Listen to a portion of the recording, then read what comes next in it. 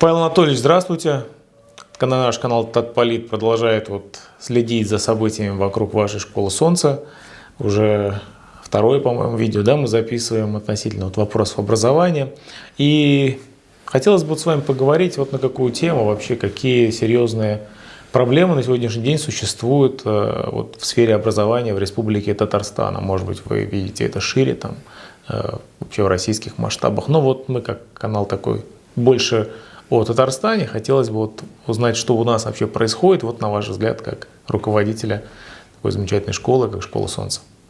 Знаете, у нас не бедная республика, и с образованием в материальном смысле у нас неплохо. Во-первых, школы, наверное, по России, да и по миру тоже, они бывают хорошие и плохие. Хорошая школа, когда есть нормальный педагогический коллектив, нормальные дети, все в порядке. К сожалению, в настоящий момент школ плохих достаточно много. Что я называю плохой школой? Это когда крыши текут, когда учителя только женщины пенсионного возраста. Это не про нас. У нас на самом деле много хороших школ, в обычном смысле хороших. Что это значит? Что республика не бедная, и строится много красивых, хороших зданий, в которых даже бассейны есть. Но это школы все знаниевого типа. Школы, в которых самое главное накормить детей знаниями. Самые красивые школы при этом это 131-я, IT-лицей, лицей Иннополиса, 18-я, 39-я. Штук 20-30 хороших школ. Хороших в том смысле, что там хорошо детей кормят знаниями. И дети готовятся к жизни, чтобы потом когда-нибудь начинать жить. Можно я сразу задам вопрос? Этот термин «кормят знаниями», вы его используете как со знаком плюс или со знаком минус? То есть это кормление, оно в глобальном смысле вообще это является ли реальной такой подготовкой к жизни? Или вы здесь немножко по-своему немножко этот вопрос видите? Понимаете? Вообще это хорошо. Многие люди считают, что это хорошо. Для большинства родителей громадная, важная цель – это чтобы дети поступили в университет. И в этом смысле это хорошо. Но мне кажется, это неправильно. Мне кажется, что правильно, чтобы дети жили. Вы знаете, в детском садике, в хорошем детском садике, которых на самом деле много, их больше, чем хороших школ, там дети счастливы. Они бегают, прыгают, танцуют, праздники устраивают. Счастливые дети. И они хотят идти учиться в школу. Потом они приходят в школу, и они школу не любят. И мне кажется, это плохо. При этом значимое количество детей под влиянием родителей, особенно в первых классах, понимают, ты выучись всему, а потом настанет нормальная жизнь. И детей учат: выучи то, выучи это, вызубри то, вызубри это, ты потом поступишь в хороший университет, а потом еще в магистратуру, потом защитишь диссертацию, и все у тебя будет хорошо по жизни когда-нибудь. Тут такой Проблема еще в том, что не у всех это хорошо наступает, да? Получается такой когнитивный диссонанс в каком-то смысле, да? Жить надо сейчас, что ребенок должен быть счастлив сегодня. Обычно это бывает в частных школах. Но мне всегда хотелось сделать красивую школу для всех. Школу, в которой дети счастливы. Красивый пример здесь – это школа номер 734 Тубельского в Москве. Это красивый пример. Другой красивый пример, я порекомендую фильм такой, есть 4 серии, 4 20-минутные серии про школу Саммерхилл, где дети счастливы. Она частная, поэтому я не совсем про нее говорю. А школа Тубельского была школа для всех, там 1000 учеников. И мы здесь в Казани сделали школу Солнца, в которой дети счастливы, в которой дети хотят учиться. Мы называем это школой для интеллектуально увлеченных или школой мотивационного типа. Школа, в которую дети приходят заниматься самым своим любимым предметом. Понимаете, у нас в России есть много чего хорошего и много чего плохого. Если про плохое, у нас считается, что богатые они все жулики. Мне это не нравится. Правда, так люди считают.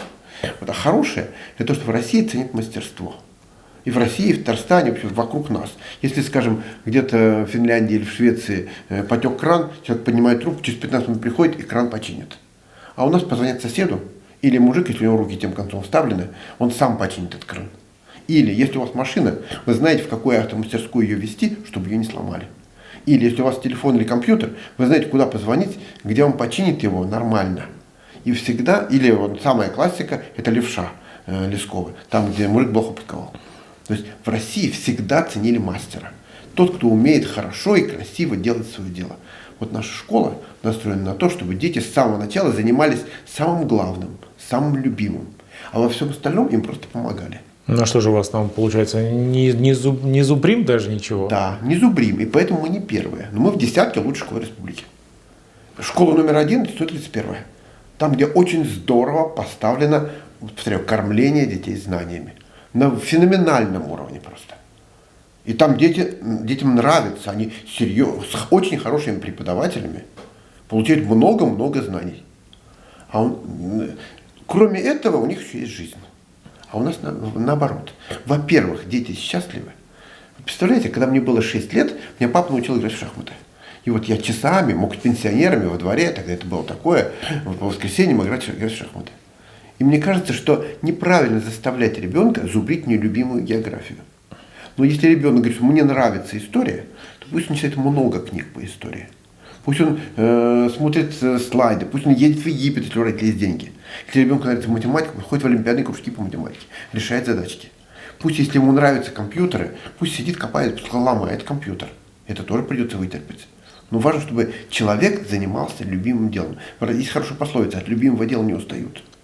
И вот если ты занимаешься любимым много, если у тебя есть 1-2 любимых предмета, в остальном тебе просто надо помогать. И в этом смысле 3 по нелюбимым предметам неплохая оценка. Это не означает, что я говорю, что должны быть 3. Это означает, что я говорю, должны быть по любимым предметам прекрасные оценки. Любимых может быть 1 или 2. Любовь вообще здорово. Хорошо, когда человек любит маму, когда мужчина любит женщину, когда человек любит заниматься любимым делом, когда человек копает в своей машине, когда в своем компьютере, читает любимые книги. И вот это, мне кажется, главным. Дорога к мастерству, дорога к профессионализму, и это сразу счастливая дорога. И при этом результаты получаются тоже. Мы всегда среди вот этих 5, 7, 10 лучших школ республики по результатам. Тогда сразу же возникает такого рода вопрос. Вообще-то дети больше всего любят играть в основном в компьютерные игры. И это может быть не напрямую с нашими связано, но по большому счету огромный вал времени у современных детей выжирает интернет и компьютерные игры. Единственный вариант запрещать это, как вы этот вопрос видите, потому что я даже на примере своих детей понимаю, насколько это серьезная проблема. Понимаете, даже компьютерные игры бывают очень разные. Вот я такой смешной пример приведу. Бывает карточная игра в дурака, а бывает преферанс. Это не за то, чтобы дети все 8 лет играли в преферанс. Просто это понятный пример для взрослых людей. И карточные игры, те, которые азартные игры, они тоже бывают разные. А еще бывают шахматы, бывает еще и го. То есть и компьютерные игры бывают очень разные. Вы сядьте вместе с ребенком, поиграйте с ним в эту игру, покажите ему лучшую игру, чтобы он увидел хорошие примеры. Ведь он же знает это от своих друзей, от тех ребят, которые на его уровне. Вы-то можете узнать лучшие компьютерные игры. И там есть очень красивые игры. Не просто тыкалки, где там перепрыгнешь с этого уровня на этот уровень. В компьютерных играх нет ничего страшного, если вы вместе с ребенком. Если рядом есть умный, то кто посоветует. Знаете, вот вообще в идеале, когда у ребенка появляется какое-то желание, должен быть кто-то, кто его поддержит в этом хорошем желании. А такого хорошего желания не всегда находится, кто его поддержит. В идеале родители или хотя бы школа. А если не находится, тогда уже находится абы кто его в абы чем поддержит. И тогда уж не сетуйте на то, чем ребенок занят, когда вам некогда на него смотреть. Очень интересно. Все-таки получается в этой вашей системе, которую вы проповедуете, так назовем, да, вы же понимаете, что рано или поздно ребенок должен будет сдавать вот этот самый механизм ЕГЭ, от которого, собственно говоря, зависит его поступление в университет. Конечно. Но при этом, если ребенок много занимается любимым делом, то у него по этому делу блестящие результаты. А теперь смотрите дальше. Есть некий иной феномен. Есть школы физико-математические, есть школы языковые, и там вот есть такой страшноватая вещь. Вы слышали историю, да, что в Америке до 60-х годов были трамваи, автобусы только для белых, только для черных. Да. Так и у нас. У нас были физмат-школы, которые считали себя белой костью. Остальные, они не те люди, не того пошиба. Я учился в МИФИ. И у нас была такая красивая песня, мифическая застольная. И в ней был такой куплет. С одной стороны веселый, а с другой стороны страшноватый. Я скажу эти 3 строчки. Только физика соль, остальное все ноль, а филолог и медик дубина. Это весело поется, да еще по пьяной компании. Студенты много пьют, вы это знаете. Но важно ведь что? что мы, физики, умные, а вот они, эти филологи, они идиоты. Более того, среди юристов хоть такая же вещь, что мы законы знаем, а вот они, они пускай нам деньги заплатят, чтобы мы это учили. И поэтому у меня в школе рядом с маленьким физиком есть маленький историк.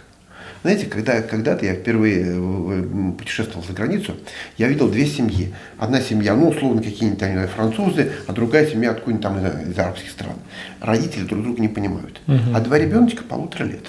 Это аэропорт, громадные окна, самолеты. И эти два ребеночка часа 1,5 друг с другом общались, не умея говорить. То есть они были очень разными, но они легко друг с другом общались. Так у меня в школе маленький математик беседует с маленьким историком. Математик любит математику, влюблен в нее. Историк любит там про пирамиды, про Хеопса и прочих. Но они друг другу интересны как люди. И постепенно из такого общения исчезает нелюбовь юного маленького математика к истории и презрение маленького историка к математике. Потому что они любят друг друга. И вот очень важно, чтобы школа была именно такой. Чтобы в школе были профессионалы, которые поддержат хорошее увлечение ребенка. Вы смотрите, учитель математики с удовольствием учит маленького математика. Но ему не интересно учить маленького историка, потому что он не любит историю. Вот есть профессионалы, которые поддерживают, есть разные дети, которые друг друга поддерживают из любви друг к другу. И вот про это я и говорю, про мотивационные школы. Про школы, где ребенок приходит, потому что он сюда хочет прийти. Вот он, например, у нас сейчас до вот этой недели идут учебные занятия. Но они последние 2 недели только по любимым предметам. До 30 мая по всем предметам. А потом 2 недели ты приходишь только на то, что тебе нравится. Ходят 2/3 школы, не все, это не обязательно. Но большинство, пока еще не уехало, согласны заниматься чем-то самым любимым и самым приятным. То же самое в середине августа. 2 месяца все отдыхают, а всюду 3 месяца, у нас хватает 2. Потому что потом 2/3 детей приходят заниматься любимыми предметами. По пятидневке, день не такой полный, все до середины сентября идет. Но много детей согласны заниматься, пока их не грузят нелюбимыми вещами. И не с нелюбимыми, потому что это очень аккуратно. И вот это самое главное. Вот мы уже начали говорить про нашу Казань, да? У нас много строит хороших зданий школы. Мэр Казани, Сура Исметшин, не жалеет денег на образование. Денег. Внимания немножко жалеет, а денег не жалеет. Это означает, что хорошее новое здание, школа Адемнар, да, супершкола, про нее много говорят. Там больше 1000 учеников и классов, и классы по 30 человек. Это неправильно, когда в классах по 30 человек. Согласен, да. Вот. И вот смотрите, бассейн есть, шикарное здание есть, а детям трудно. То есть денег не жалеют, а на содержание образования жалеют. То есть это вкладывается, грубо говоря, в камень, но не... Я вам приведу смешной пример. Я давно хочу сделать красивую школу вне Казани. Вот сейчас мы пытаемся сделать в Альметьевске, потому что с мэром Альметьевска, Тимуром Нугмановым, мы договорились, потом к нам приходил в гости, начинаем. А до этого была попытка сделать школу в Нижнекамске. Тоже очень интересный мэр, тем более это брат нашего мэра, тот позвонил своему брату, нас хорошо приняли, мы туда 2 раза ездили, компания в 30 человек, нас принимали в разных школах, райские собрания, педсоветы. И вы знаете, а между делом мы зашли в новое красивое здание библиотеки, в которое вложено громадное количество денег. Оно просто хорошо сделано. А книги там старые. И люди не приходят. Пустые помещения. То есть, если ставить цель просто вложить деньги, не думая, эти деньги не будут работать. То есть, школе хороший. Вот, скажем, у нас сделали национальную библиотеку, там новые хорошие, интересные книги. И там много всего интересного, и в Казани это идет. Не все идет, с образованием есть проблемы. А библиотека, вот сумели, там хороший директор библиотеки, хороший коллектив, и люди туда идут. Это очень здорово. То есть вот всегда важно вкладывать в содержание. Материальная часть очень важна, но она вторична. Это вот я говорю про школу знаниевого типа. Знания очень важны. Но если ими заставлять, если заставлять ребенка это учить, то ты не любишь, и не войдут эти знания. А если ребенка заставлять учить то, что он сам хочет, чтобы ее заставили. То есть ты скажешь, что ты хочешь учиться, и мы тебе дадим очень много. И дальше возможно 2 варианта. Либо ребенку это дело надоест, тяжело, столько много всего. И тогда он же природосообразный, еще маленький, он найдет себе другое увлечение. Либо он станет мастером. Ведь как животное, когда он заболеет, в лесу найдет, само найдет нужную травку, так, чтобы выздороветь. Так ребенок, если ему надоело это, он найдет другое, чем увлекаться. Понятно. Его надо в этом поддерживать. Пока мы не перешли прямо вот непосредственно к вопросу по вашей школе, ведь Вообще традиционная школа – это, как говорится, такая естественная подготовка к университетскому образованию. Нет ли у вас ощущения, и если вы компетентным считаете себя в этом вопросе, что вообще традиционное уже университетское образование, оно немножко тоже представляет себе такую архаичную немножко структуру? Потому что, насколько вот мне видится, очень многие специалисты реализуют себя, в принципе, во многих специальностях, я не говорю там медицина, там, да, во многих специальностях, именно не будучи, никогда не учившись в профессиональных каких-то образовательных учреждениях высшего порядка, то есть в вузах не учились. Как вы считаете, вот если вот на этот уровень перейти? Ну, я согласен. Вы знаете, какая интересная вещь. Ведь мы когда-то строили плановое образование, мы строили плановое хозяйство, строили плановую экономику. Но мы же зашли в тупик. Мы же обнаружили, что рынок игнорировать нельзя. Да. И когда вот появляется все вот это вот информационные технологии, все эти айтишные технологии, то у нас школьники некоторые разбираются в этом всем лучше, чем учителя. То есть очень важно не просто план строить, даже если он очень умный, а смотреть вот какие вот они реальные жизни, реалии жизни. То есть если вот идет вот это вот айтишное, надо в него вкладываться. Если идет фундаментальная биология, вот сейчас там ковидные вещи, ведь ковид произошел, ведь очень плохо, что куча людей, много людей умерли, все ужасно. Но насколько поднять информационные технологии в это время в школах и везде, когда мы были вынуждены перейти в Zoom. Вы знаете, у меня моей дочке 10 лет, она живет очень далеко, живет в Финляндии. И вот я первые 2-3 недели не мог проводить в школе собрания по Zoom. Я не считаю себя специалистом, так легко. Не, меня обучали, но это было вот не через меня. И вдруг, когда мне звонит дочка, и ей говорю, ей 10 лет. Она говорит, пап, давай по Zoom поговорим. Я говорю, ну давай. Начали говорить, слушай, мне надоел Zoom, давай мы по хангауту поговорим. Я говорю, что это такое? Меня дочка за полчаса обучила. Хорошо, мне надоел хангаут, давай по Миту поговорим. Этих платформ много. Знаете, поскольку ей это в удовольствие, а мне приятно, моя маленькая девочка, я с ней это быстро овладел, и у меня все по школе пошло. То есть очень важно поддерживать те вещи, которые идут. И неправильно напирать на то, что полагается поддерживать. Поэтому вот когда у нас университеты не перестроились, это плохо. И поэтому наши университеты не в первой сотне мирового рейтинга. Это плохо. Мне кажется, вы сейчас затронули на самом деле серьезный момент, вообще-то связанный не напрямую с образованием, а вообще самой системой. Да? То есть вертикальная система, где все заточено на определенную конкретную личность, она очень не мобильная, она очень не гибкая. И чтобы решить какой-то вопрос мелочный, как правило, нужно доходить до каких-то серьезных высот. И это уже на самом деле вот вскрывается проблема такого совершенно иного порядка. Но давайте тогда к вашей школе непосредственно. Знаете, что вот... В нашей школе очень интересная ситуация. Вот я громко скажу, я стеснялся раньше громко говорить, но мне кажется, настало время сказать громко, у нашей школы липовая лицензия. Вы понимаете, это неправда. У нас престижная школа, известная школа, с прекрасным новым зданием, с фантастическим коллективом, который находится в 10 лучших по республике. В этом году была Всероссийская олимпиада, которая каждый год будет. У меня 2 ребенка победители Всероссийской олимпиады, лучшие по России по математике 2 девятиклассника.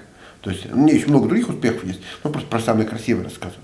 И тем не менее, наша школа когда-то странно начиналась. Началась до тех пор, пока дело не дошло до президента, нашу школу трясло целый год.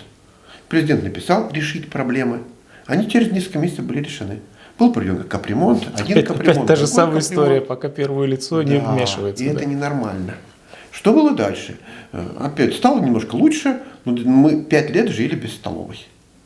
Никто не замечал, смотрели сквозь пальцы. Хотя школа не имеет права жить без столовой. Но в конце концов, это тяжелейшая татарская история, когда учителей выгоняли на улицу. Мы жестко стояли за то, что мы будем учить детей, не будем делить детей по национальностям. Мы учим татар, русских, евреев. Мы против деления детей по национальному признаку. Вы знаете, что в 70-х годах до этого была в паспорте графа национальности. Потом ее убрали. А сейчас прокуратура требует, чтобы родители писали письменно, какой твой родной язык, письменно. Если я пишу письменно, что мой родной язык татарский, значит я пишу свою национальность. Это антиконституционно. И вот мы были единственной школой, которая возражала против деления детей на евреев и чувашей, на русских и татар. Мы учим всех. У нас немного татарского языка, но он для всех. так же, как русский для всех, так же, как математика для всех. Это ключевые вещи по разным причинам. Русский, потому что мы Россия. Математика, потому что это главнейший, один из главнейших предметов в школе, без него вообще никуда. Царица наук. Татарский, потому что мы живем в Республике Татарстан. И это все нормально. Вот. Ну так что было дальше? В 2017 году была тяжелейшая история, и потом президент обратил внимание, что вот именно вот эта школа защищала истинные ценности. И нам наконец-то построили здание. Построили здание, и тут случилась зимняя вишня. Зимняя вишня, куча людей погибла, помните эту историю, да? Да. Вот. И запретили делать на 4-м этаже спортзала. А спортзал был уже спроектирован и почти построен. В итоге у нас есть спортзал, но у нас его нет. Это называется актовый зал. Там есть шведские стенки, там есть души. Но это не спортзал, это актовый зал. Спортзала у нас нет. Спортзал считается, что у нас якобы в первой школе. Это липа, это неправда. Но все это было бы ничего, если бы нас туда пускали. Там пришли родители в первую очередь, наши дети будут ваших бить, если вы сюда придете. На школу будет вынужден перейти в 2 смены. И мы стали тренироваться на Черном озере. На самом деле, на физкультуре на улице ничего страшного. Но мы не можем получить лицензию без спортзала. К нам пришел в гости президент и пообещал, что у вас будет спортзал. Рядом с нами находится спортплощадка, которая отдана университету. И опять же интересно. Автостоянка, прошу прощения. На этой автостоянке не рекомендовано делать рядом с роддомами и рядом со школами. На одну руку через 200 метров роддом АВА, на другую руку школа. Стоянки не должно тут быть. И президент сказал, что не должно быть. А что было дальше? Была контрольная карточка. Есть такие чиновные вещи. Она длилась 8 месяцев, а потом ввиду ковида ее убрали. И все. Мэр ничего не может сделать, я к нему прихожу, он пытается, не получается. Олеся Балцева, советник президента, пытается что-то сделать, обращается к Сафарову. Сафарову некогда. Сам пошел к Сафарову, к руководителю аппарата президента Асгату Сафарову. Мне передали, что Сафарову некогда со мной встречаться. Представляете, у нас липовая лицензия. Президент поддерживает, мэр поддерживает, советник президента поддерживает, а аппарату президента некогда. То есть они обманывают президента. Грустная ситуация, мне кажется, непонятная ситуация.